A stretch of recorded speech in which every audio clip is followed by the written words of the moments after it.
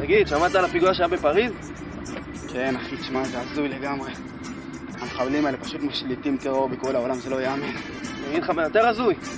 מה? בישראל משחררים מחבלים עם דם על הידיים. וואו, חבל לך על הזמן, אחי. אגב, אתה יודע שלבנט הייתה אפשרות לעצור את השחרור מחבלים אם הוא רק היה מצביע נגד התקציב. באמת? אבל הוא ימני. תשמע, האמת, ומה זה אכזב.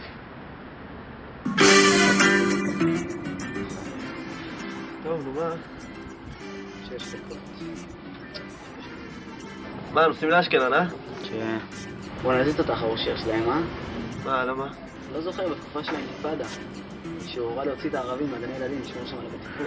אתה יודע, בנט גינה אותו על זה? בנט גינה אותו? כן. ברצינות? ברצינות. אבל הוא ימני. האמת, מה זה מאכזב?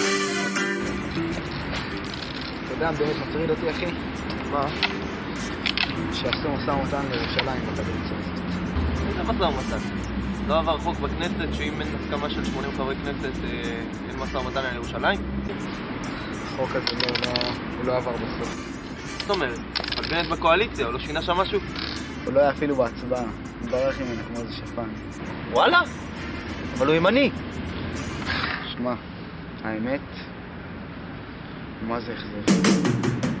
בוא'נה, אתה יודע מה בא לי לעשות עכשיו, אחי? לדחוף איזה סלב בסצנה, סתם לי קשר, כן, לדחוף סלב.